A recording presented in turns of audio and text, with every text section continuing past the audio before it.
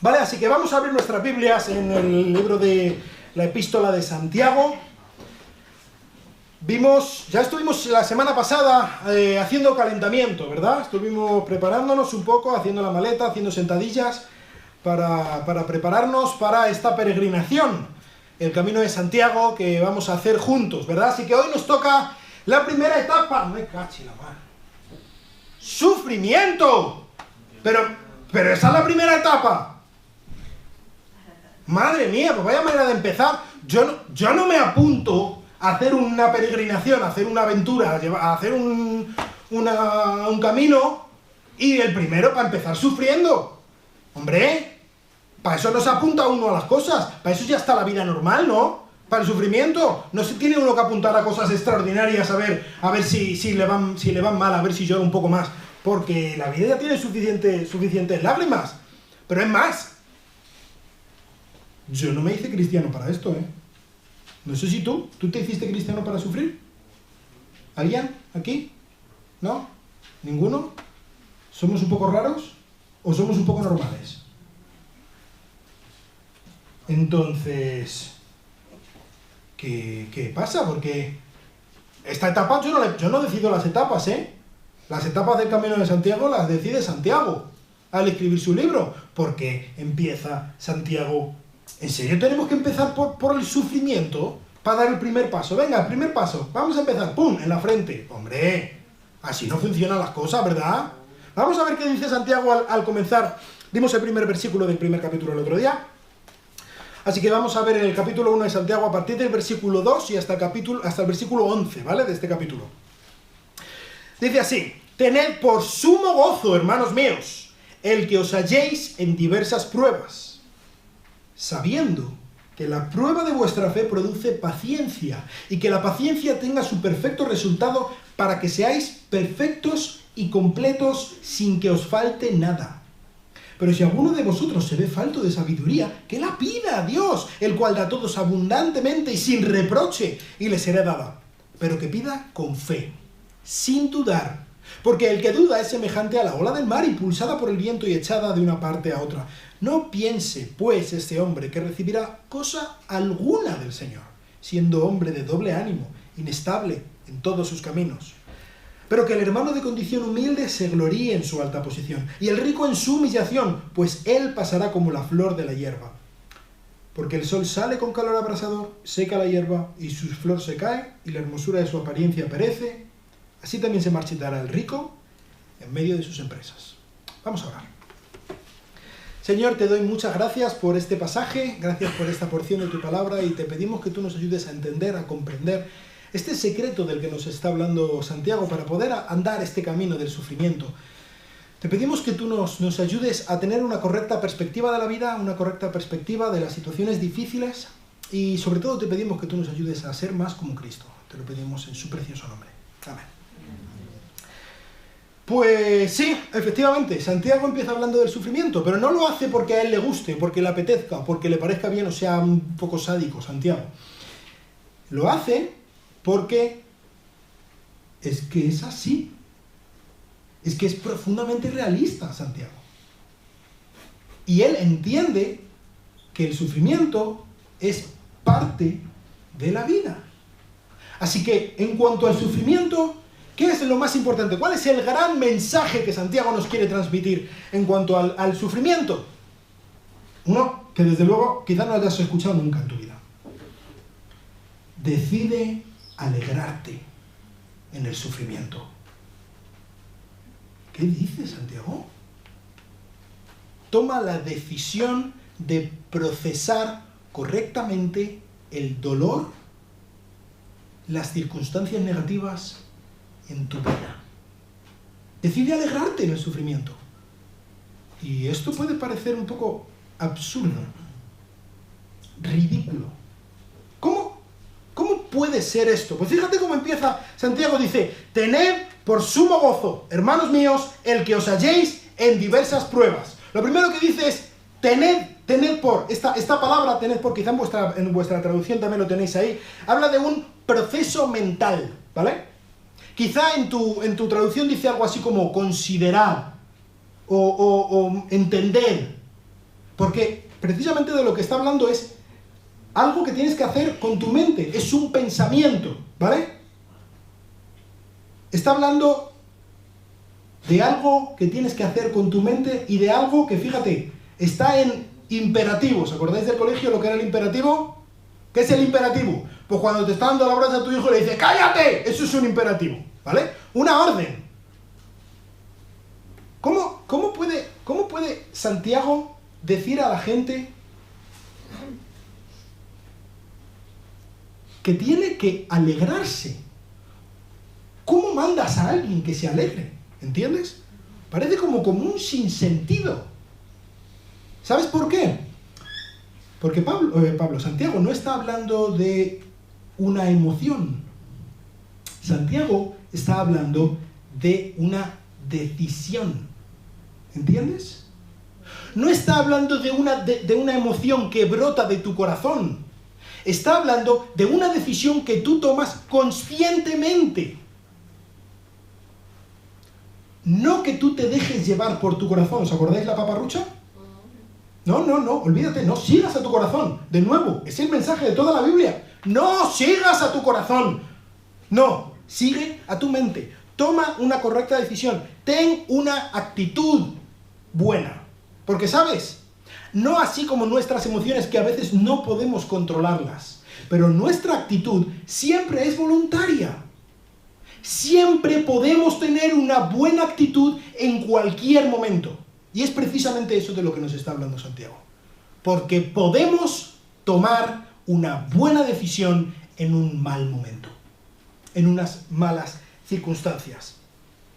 ¿Cuál es esta actitud buena? Sumo gozo. Tener por sumo gozo, considerar mentalmente, tomar la decisión de tener gozo. Pero bueno, no estábamos diciendo que no era una emoción, sino que era una actitud. Sí, efectivamente, de eso está hablando aquí. El gozo no es una emoción. El gozo es una actitud, es una decisión. Podríamos considerarlo algo así como una satisfacción constante y real por una confianza agradecida en Dios. No por lo que haya a mi alrededor, no por las circunstancias por las que yo esté pasando, sino porque yo he decidido poner mi confianza en aquel que no la va a defraudar. Por lo tanto, allá salga el sol por el oeste, allá se caiga el suelo debajo de mis pies. Da igual, porque mi confianza, mi identidad, mi felicidad, mi satisfacción no está en lo que hay a mi alrededor. Mi confianza está en aquel en quien yo he decidido poner la confianza. ¿Entendéis?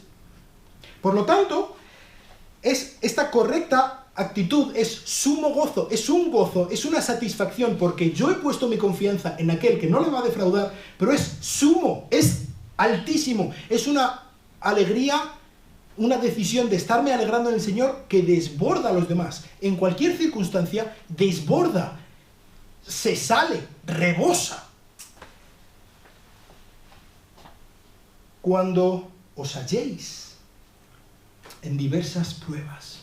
Esto significa que nosotros, si tenemos que tener la satisfacción, alegría en los momentos difíciles, entonces podemos ir a buscar los momentos difíciles, ¿no? Algo así como, por ejemplo, decía la semana pasada, yo un par de veces he estado ayudando, sirviendo en un albergue cristiano que ayuda a los peregrinos que pasan por el Camino de Santiago y tal. Y me acuerdo una vez un señor mayor, que pasaba, cuyo único equipaje, él iba andando haciendo el Camino de Santiago, y su único equipaje era una estatua de madera de algún santo, que pesaba, era madera maciza, una estatua grandísima, pesaba un montón. Y él lo iba haciendo porque había hecho un voto de no sé qué historia para que sanara a alguien o alguna cosa. Eso es ir a buscar el sufrimiento, porque pienso que a través del sufrimiento Dios me va a ayudar. Por lo tanto, voy a buscar el sufrimiento. Eso no es lo que está diciendo aquí Santiago. Eso no es lo que dice la Biblia en ningún sitio. El sufrimiento no tienes que ir a buscarlo. El sufrimiento te hallas en él, como dice aquí Santiago. Esta misma palabra, cuando os halléis, esta misma palabra es, por ejemplo, la que usa en Lucas 10:30, cuando está Jesús hablando de la parábola del buen samaritano. ¿Recordáis este hombre que va andando por el camino y de repente dice que el hombre cayó en manos de los ladrones? Pues es esta misma palabra, que cayó en sus manos. Es decir, es una circunstancia inesperada, es una circunstancia que no está buscando, es una circunstancia que sencillamente te hallas en ella, te encuentra. Y es que el dolor tiene la llave de tu vida, la tragedia tiene la llave de la puerta de tu vida. Tú no tienes que abrirle, no tienes que invitarle, sencillamente viene y entra. No le abres, no le esperas, pero deberías saber que viene, porque viene. Y va a llegar un momento, probablemente en este 2023, en el que de repente te halles. ¿No lo has buscado? No, te hallas. Y ahí estás, anegado hasta el cuello. Cuando te halles en diversas pruebas. ¿Sabes? No sé si alguna vez alguien te lo ha dicho o es algo que tú piensas, pero el cristianismo no es un seguro antitragedias, ¿eh? Dios no tiene ninguna intención de quitarte el dolor. No esperes eso, ¿eh? Espéralo.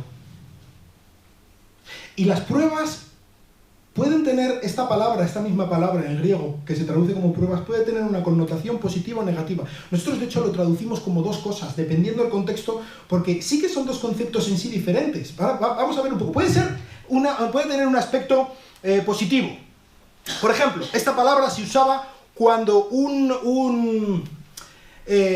alguien que estaba, por ejemplo, un herrero estaba forjando un azadón, ¿no? Y entonces, cuando estaba forjando el azadón, está poniéndolo en calor, mucho calor, y le da golpes para que salga la escoria, para que salga lo malo, ¿verdad? Esa es la prueba. Ese es en un sentido positivo. ¿Qué es lo que está haciendo el herrero? Está sacando lo malo, está eliminando, está purificando el hierro para que tenga mejor calidad. Eso es lo que nosotros conocemos como una prueba, ¿no? Que la envía Dios. Y Dios es posible que te envíe cosas que no quieres, cosas que dirías, esto es malo, esta situación yo no la quiero. Pero sin embargo Dios lo permite y de hecho lo admite en tu vida.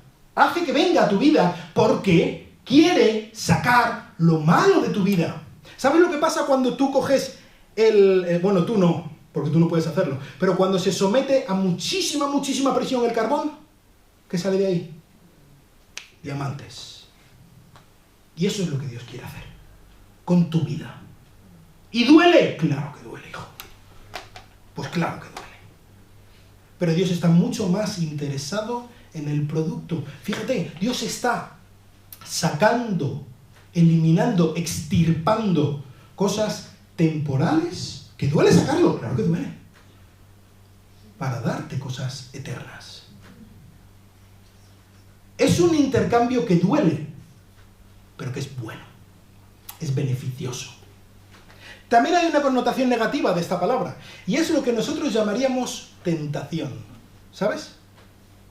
De hecho, esta misma palabra, la raíz de esta misma palabra también viene, por ejemplo, la palabra pirata. Nuestra palabra pirata viene de ahí, significa atacante. Es el que ataca. Y esto lo relacionamos con el enemigo, ¿no? Satanás, es el atacante. Y me tienta. ¿Su propósito es sacar lo bueno de mí? ¿Qué va? Su propósito es sacar lo malo de mí. Pero fíjate que aquí no se mete mucho en este dilema. Porque Santiago no está tan interesado en cuál es la fuente de la prueba. ¿Qué es en lo que Santiago está interesado? En la actitud. ¿Cómo se afronta la prueba? ¿Sabes? Jesús también pasó por esto, ¿eh? Dice, por ejemplo, el libro de Hebreos, en el capítulo 4, versículos 15 y 16, dice: no tenemos un sumo sacerdote que no pueda compadecerse de nuestras flaquezas, sino uno que ha sido tentado, aquí está, esta misma palabra, en todo, como nosotros, pero sin pecado. Por tanto, acerquémonos con confianza al trono de la gracia para que recibamos misericordia y hallemos gracia para la ayuda oportuna. ¿Cómo debemos responder cuando vienen curvas? Como Cristo. Teniendo una actitud, tomando una buena decisión. Me da igual lo que venga, fíjate, incluso, me da igual lo que sienta. Yo voy a poner mi confianza en Dios. Y no solamente esto. Yo voy a decidir estar satisfecho, poner mi identidad en Él y estar alegre. El gozo no es ir siempre con una sonrisa en el rostro.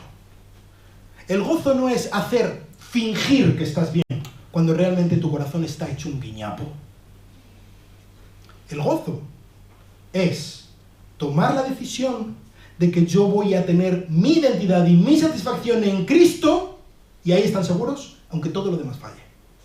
Y por lo tanto, mi satisfacción va a estar cubierta, mi identidad va a estar satisfecha, porque yo tengo todo lo que soy en manos de quien no lo puede perder.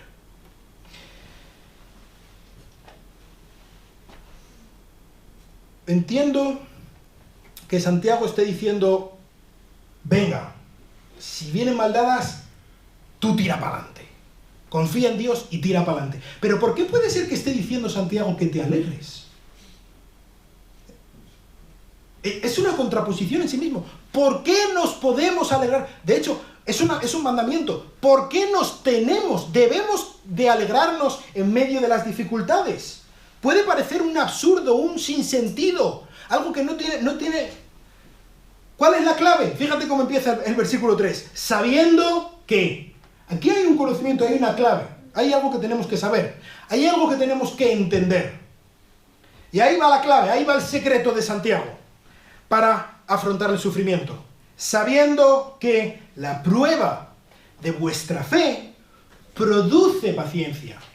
Esto no va sencillamente de vamos a pasar por lo que venga, porque al final podremos atravesarlo y volveremos a estar bien. Esto no es un círculo. Paso por el momento malo y luego vuelvo al momento bueno, y luego el momento malo y luego el momento bueno. No va de eso. Santiago está diciendo, agárrate a Dios, confía en Dios cuando venga lo malo y alégrate cuando venga lo malo, sabiendo que vas a crecer. El dolor no solo pasa, que pasa, es que trae crecimiento. ¿Qué es lo que pasa cuando los niños están una semana entera de fiebre? Y acaba uno hasta las narices porque no duermen. Que crecen. ¡Ay, va, qué grande está Alvarito! Sí, pues si quieres te lo cuento. De las noches que ha dado. Pero es eso. Es que los niños crecen cuando están malos. Y eso es lo mismo que nos pasa a nosotros, ¿eh? Cuando nosotros pasamos por dificultades, si nosotros tenemos una correcta actitud ante las dificultades, crecemos. Así es como funciona. La prueba de vuestra fe produce paciencia. Las pruebas tienen una capacidad purificadora. Es curioso porque esta misma palabra de prueba, que no es la misma, por cierto, que la que está en el versículo 2, pero bueno, esta misma palabra se usa tanto para hablar del proceso, para determinar la integridad de algo, un proceso para ver si algo es de verdad puro o no, así como el resultado de ese proceso. Las dos cosas. Es decir, la prueba no solamente muestra quién eres, sino que la prueba hace que llegues a ser quien debes ser. ¿Entiendes? Está enlazado. La prueba con la paciencia, el producto, el resultado, está enlazado, está garantizado. Si tú quieres seguir creciendo, si tú quieres esta paciencia de la que Dios está hablando, tienes que pasar por la prueba. No hay otra, así que ten cuidado cuando le pidas paciencia a Dios. Ahí lo dejo. El resultado es la paciencia. ¿Qué es la paciencia? Lo digo porque normalmente entendemos muy mal la palabra paciencia. La paciencia es un nuevo rasgo que se une al carácter cristiano. Es algo que Dios agrega a nuestra vida como resultado de las pruebas. Esta paciencia no es sencillamente, como podamos pensar, una fortaleza excepcional que puedes tener en un momento dado, ¿no? Por ejemplo, está tu jefe diciéndote y te está tratando fatal. Y tú, mira, cierra los ojos y para y dices, mira, dame paciencia porque como me des fuerza lo reviento. Ay... No es eso. Que es verdad que en un momento dado, la paciencia, necesitamos este tipo de paciencia, pero es un rasgo que está siempre, no solamente en un momento puntual. Y es un rasgo que sobre todo sale cuando de verdad estamos hundidos, cuando de verdad necesitamos ayuda, cuando de verdad estamos en dificultades, cuando no vemos la luz al final del túnel. Es una firmeza activa, es un poder de permanencia y determinación en la adversidad. Sí. La palabra paciencia en el griego está formada por, digamos, la palabra debajo de y la palabra soportar, ¿vale? Entonces, la imagen es algo así como que, imagínate que tienes un peso muy grande, un yunque encima de tus hombros, y tú estás ahí soportando. ¡Yeah! Esa es la paciencia. Pero lo que quiere decir la palabra se queda muy corto de la profundidad del concepto que transmite. Y es que es verdad que significa permanecer cuando la cosa está mal, y ser fuerte cuando es difícil ser fuerte. Pero el motor de la paciencia es la confianza en Dios. No es sencillamente yo aquí voy a aguantar lo que me echen. No. Es yo voy a aguantar lo que me echen porque yo sé en quién he confiado. Y porque yo sé que Dios tiene control. Y porque yo sé que Dios quiere darme muchísimo más a través de esto. Que Dios me va a hacer crecer a través de esta fiebre. Por lo tanto, yo voy a soportar. No esto, es que esto y lo que me echen. No porque yo sea muy fuerte, sino porque mi Dios es muy fuerte. No porque yo pueda, sino porque mi Dios puede. Así que, adelante. Yo me voy a agarrar a mi Dios y allá donde me lleve. Porque yo sé que el producto es bueno. Luego vamos a hablar un poco de que esto no tiene nada que ver con la filosofía de este mundo, pero me gustaría comparar un poco, al menos con la idea que hoy en día se transmite de una palabra, quizá una de las palabras más famosas en el lenguaje de hoy en día, y es la resiliencia. ¿Habéis oído alguna vez hablar de la resiliencia? Probablemente hace 3 años, quizá 2 personas aquí sabían lo que significaba resiliencia. Ahora mismo, mira, es que está en la sopa, ¿eh? Resiliencia por todas partes. ¿Qué significa resiliencia? Pues es algo así como la capacidad de poder doblarse sin romperse, ¿vale? Es la capacidad de poder adaptarse a las situaciones y tal. Pero ¿cómo se traduce? ¿Cuál es el mensaje que normalmente percibimos o que se nos quiere enseñar con esta palabra de resiliencia? Pues es, mira, tú cállate y aguanta lo que te echen. Aguanta lo que te echen y punto. Y calladito y soportando. Paciencia, ¿no? No. No, amigo, no. Lo siento, pero no. Tal y como se nos vende la resiliencia es una pasividad oprimida. La paciencia es una espera comprometida. La resiliencia es una aceptación resignada. La paciencia es la fe extendida. La paciencia es yo voy a vivir lo que creo, aunque me cueste la vida, aunque nadie me entienda. Aunque no me queden lágrimas, yo voy a confiar en mi Dios. Eso es paciencia. Eso es paciencia. Pero fíjate que la paciencia no es el fin. Dios trae las pruebas. Con ellas viene la paciencia. Qué bueno, ¿no? La paciencia, pero la paciencia es un medio para obtener un fin. ¿Cuál es el fin? La paciencia tiene su perfecto resultado para que seáis perfectos y completos sin que os falte cosa alguna. Dios nos da la paciencia. Al ejercitar la paciencia, al poner nuestra confianza en Él, al soportar lo que venga porque confiamos en el Dios en quien podemos confiar. Al crecer la paciencia, nosotros crecemos. Es decir, la alegría en las pruebas no tiene que ser por las pruebas. Las pruebas en sí mismas no son buenas. Si alguien te tira una piedra, eso no es bueno. ¡Ay, qué bien, gracias por tirarme una piedra! ¡No! No funciona así. Dios hace que salga algo bueno en medio de las pruebas Si nosotros estamos poniendo nuestra confianza en Él, si nosotros estamos perfeccionando nuestra paciencia, si nosotros estamos poniendo lo que somos y lo que queremos y lo que deseamos a los pies de la cruz, es entonces que la paciencia se perfecciona y que nosotros crecemos. Y por lo tanto llegamos a ser perfectos, es decir, con un carácter sin defecto, perfeccionado por la obediencia, y completos, es decir, íntegros, sin dobles lealtades, solamente queriendo agradar a nuestro Dios. Es decir, básicamente, llegamos a ser como Cristo. Y Cristo fue perfeccionado por sus padecimientos, como dice el autor de Hebreos. Es exactamente lo mismo que Dios quiere producir en nosotros. Y Dios permite que venga el dolor a nuestra vida porque lo necesitamos, Porque si Dios nos diera todo lo que pedimos, sencillamente así, si Dios fuera el Santa Claus que nos concede nuestros caprichos, ¿qué pasa cuando a un niño le concedes todos sus caprichos? Un niñato, malcriado, ¿verdad? Y Dios no quiere eso de sus hijos. Dios es un buen padre.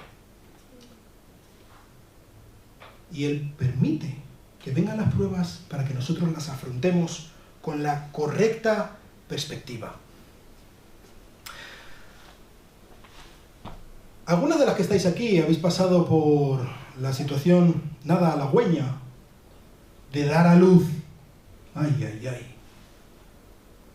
Dicen que los hombres no podríamos soportar ese dolor. Yo estoy convencido. No sé si los hombres en general, yo no. Me duele la cabeza y ya estoy que me vuelvo loco. Pero las mujeres, fíjate tú, la cosa, que lo pasan, con lo mal que lo pasan, y el sufrimiento. Yo he escuchado a Rebeca decirme, Rebeca, que es la mujer más fuerte que conozco, decirme que me muero, que no puedo más, que me muero. Tanto dolor, pues, ¿cómo será la cosa? Que después de un tiempo van y tienen otro. ¿Te das cuenta? Pero ¿cómo? Pero eso es sin sentido. ¿Por qué? Porque el sufrimiento es extremo. Muchísimo dolor. Pero tú sabes que merece la pena. Tú sabes que quizá en unos minutos vas a poder tener a tu hijo en tus brazos. Y vas a poder ver su naricita. Y vas a poder escuchar su vocecita al llorar. Y vas a poder ver su pelo. Y tu niño lo vas a tener contigo y lo vas a poder abrazar y besar y achuchar. Tu niño lo vas a tener contigo. ¡Merece la pena! ¿Verdad que merece la pena? Hombre, por favor, ¿cómo no va a merecer la pena? Es algo... ¿En qué cabeza cabe? Es lo mismo que nos pasa a nosotros con el sufrimiento. El sufrimiento merece la pena. Si nosotros estamos poniendo nuestra perspectiva, estamos cambiando nuestra mente, pensando correctamente, sabiendo en dónde poner nuestra confianza, a dónde anclar nuestra vida en medio del sufrimiento, entonces va a merecer la pena. El producto va a ser muy bueno, vamos a crecer y vamos a poder mirar atrás después de un tiempo y ver que hemos pasado la etapa del sufrimiento. Fue difícil, sí, fue difícil, fue difícil, pero ha merecido la pena. Si nosotros no estamos poniendo nuestra confianza en Dios, esto no significa que no vaya a venir el sufrimiento. Esto no significa que no vayamos a tener que pasar por los dolores de parto. Pero sí que vamos a dar a luz a un hijo muerto. Y que al final todo el dolor habrá sido para nada. El dolor va a venir. Vamos a poner la perspectiva correcta en el lugar correcto para que el dolor traiga su fruto y que podamos alegrarnos sabiendo que merece la pena. Duele, pero merece la pena. No estoy diciendo que no duela, no estoy diciendo que pasemos del dolor, no estoy diciendo que no sea algo importante el sufrimiento por el que pasamos, pero estoy diciendo que es muchísimo más importante y mucho más grande y mucho más trascendente el hecho de que Dios nos cambia y cambia a las personas a nuestro alrededor a través del sufrimiento, por el producto que viene del sufrimiento. Pero entiendo que todo esto que estoy diciendo puede parecer un sinsentido en muchas cosas. ¿Sabes por qué? Esto no es algo natural. No viene de nosotros, Nosotros no podemos hacerlo por nosotros mismos. Santiago dice a partir del versículo 5, perdón, si alguno de vosotros se ve falto de sabiduría, se ve falto de esta capacidad de poder hacerlo, que lo pida. Y fíjate, si Santiago lo tendrá claro, que cuando dice si alguno de vosotros está falto de sabiduría, es lo que se llaman los gramáticos, un condicional del primer tipo. ¿Qué significa esto? Que Santiago está dando por supuesto que no tienes la sabiduría. Es decir, tú no puedes hacerlo. Tú no puedes, olvídate, pero tienes aquí la clave. La clave. Pídele esta sabiduría, esta capacidad a Dios. Hazlo. Y Él va a responder. La sabiduría es este ancla en medio de las dificultades.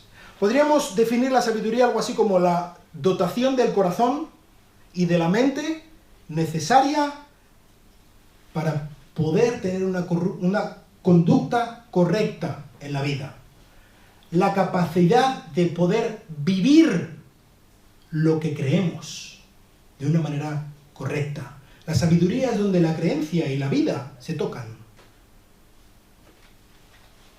Y Santiago da por hecho que lo necesitamos, porque la fuente de la auténtica sabiduría no está en el mundo, no está en tu mejor amigo, no está en tu youtuber favorito, no está en TikTok ni en Telecinco, no está ahí. Olvídate, porque no lo vas a encontrar en un libro de autoayuda. No está ahí, no lo busques. La auténtica sabiduría, dice Santiago, que viene de Dios y que es a Él a quien se lo debes pedir. Lo que el mundo llama una desgracia, para Dios es una oportunidad de poderte mostrar quién es Él realmente. Y para ti es una oportunidad de poder entender cuánto necesitas a Dios. Dice Santiago, pídela a Dios, porque Dios da abundantemente y sin reproche. Dios es generoso. Pide esta sabiduría, pídele a Dios que te ayude a entender correctamente cómo funciona la vida, hasta qué punto le necesitas, hasta qué punto tienes que agarrarte a Él y mucho más en los momentos difíciles, hasta qué punto Él te va a hacer crecer en medio de las dificultades y vas a poder agradecer y estar alegre por lo que Él te ha dado en medio de las dificultades. Dios es generoso. Si tú acudes a Dios de la mano de Cristo porque has puesto tu confianza en Cristo, Él te acepta con los brazos abiertos como el buen Padre que es. Pídele sabiduría. Y Santiago lo dice aquí como una promesa, ¿eh? Él te la da. Yo, Miguel Ángel, en mi mente tengo bastantes tonterías, ¿eh? Mucha estupidez. En mi corazón ni te cuento. Vale. Voy a ir a Dios con mis tonterías, con mi estupidez. Y Dios nunca desprecia mi estupidez. Ante Él puedo acercarme confiadamente, sabiendo que Él es generoso, Él es bueno, Él no mira mi historial, Él no mira mi currículum. Si yo voy a Él y le pido que Él me ayude a ser como Cristo, que Él me ayude a tener esta paciencia, que Él me ayude a entender correctamente, ¿sabes lo que hace Él? Lo da. Esto es lo que está diciendo. No es que te lo da si haces, o si lo dices de esta manera, o si lo reclamas de la cosa... No. Está diciendo, tú ven, pídeselo a Dios. Que sabes, es que Dios es tan generoso, es tan bueno, que seas quien seas, vengas de donde vengas, hayas hecho lo que hayas hecho, de la forma que sea, tú pídeselo con tus torpes palabras, que no sabes ni cómo pedírselo. Yo es que no sé orar. Pues sin saber orar, pídeselo a Dios. ¿Y sabes qué va a hacer Él? Dártelo. Porque Él es así de generoso. Pero hazlo sin dudar, dice Santiago, sin dudar. Y cuidado, muchas veces he dicho que La única duda mala es la duda que no se expresa. Es decir, no está hablando de una duda honesta. No está hablando que si yo no entiendo esto de la Biblia, o si yo no estoy de acuerdo con lo que ha dicho el pastor de esto en referente, no es una falta de respeto, una falta de fe, una falta de lo que sea, el preguntar. Si me han dicho en el colegio o en el instituto que tal cosa, pero dicen otra cosa en la iglesia, pero yo no voy a contradecir ni a buscar nada, porque eso sería dudar. No es eso, no funciona así. Nosotros debemos buscar la verdad porque la palabra de Dios es verdad, porque el cristianismo es verdad. No está hablando de dudas de ese tipo. Está hablando de dudar del carácter de Dios. Si Dios ha dicho que te va a dar, si Dios ha dicho que te va a ayudar, si Dios ha dicho que le busques a Él en medio de las dificultades, si tú no lo estás pidiendo, es porque estás dudando del carácter de Dios. Es porque estás pensando que Dios te ha dicho que te va a dar, pero no te va a dar. Que Santiago dice que Dios es generoso, pero no es generoso, es un tacaño. Confía en Dios. Acude a Él. Si tú no lo haces, dice que eres semejante a la ola del mar, impulsada por el viento, echada de una parte a otra. Es un poco parecido a lo que dice Pablo en Efesios capítulo 4, versículos 13 y 14.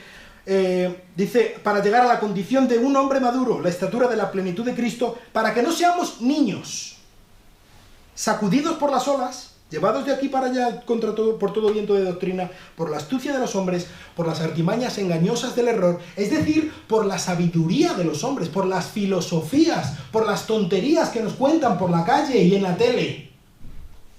No te dejes llevar por eso. Confía en Dios. ¿Tienes dudas? Plantéalas. Busca la verdad. Eso es lo que tienes que hacer. Pero no dudes de Dios. Porque Él ha dicho y Él va a hacer.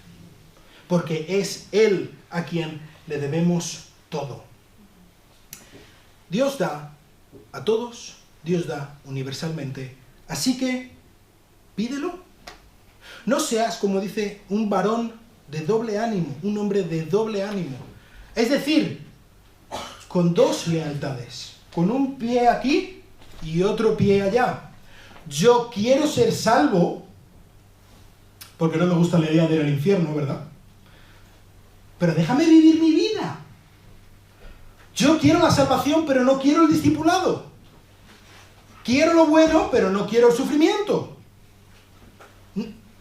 Un varón inestable. Alguien que no tiene carácter, inconsistente, con quien Dios no puede contar. Porque viene a la iglesia, sí, viene a la iglesia, ¿verdad? Y fíjate, y parece como que viene a la iglesia y habla como un cristiano, ¿verdad? Pero luego, él hace sus cosas, él tiene su vida y no, pues quizás su vecino ni sabe que es cristiano ni se lo espera. Ni su vecino ni nadie. La correcta sabiduría es vivir lo que creemos y creer lo que vivimos. Somos voceros de Cristo y somos voceros de Cristo en las dificultades, en la manera en que reaccionamos ante las situaciones cuando vienen mal dadas. ¿Sabes? Tienes 1 millón de euros en la cuenta del banco. Buena noticia, ¿verdad? Esto no tiene nada que ver con el sufrimiento. Ahora, ¿qué pasa si tú tienes ese 1 millón de euros ahí en la cuenta del banco, pero tú no sabes cuál es la clave de la tarjeta? Tú no tienes acceso a ese dinero. ¿Cómo puedes usar ese dinero? No tienes la clave. ¿Cuál es? ¿La fecha del aniversario? No. ¿La fecha de cumpleaños de mi hijo? No. ¿Cuál es? No lo sé. No tengo el dinero. Lo tengo, pero no lo tengo. No puedo usarlo. Tú tienes algo mucho más importante, mucho más grande que 1 millón de euros.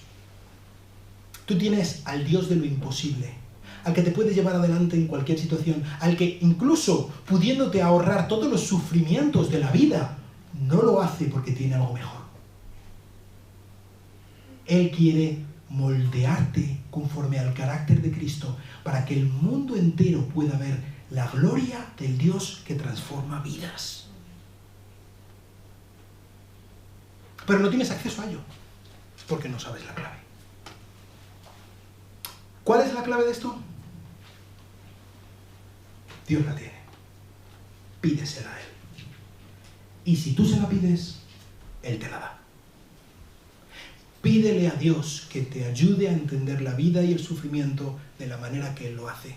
Pídele a Dios que te ayude a gozarte en medio de las cosas malas que vengan, no por la cosa mala que estés pasando, sino por lo que Él va a hacer, sabiendo que Él lo va a hacer en tu vida. Y te va a llevar adelante, no solo para pasar el trance, sino para que mejores, para que te toque la lotería de tu vida.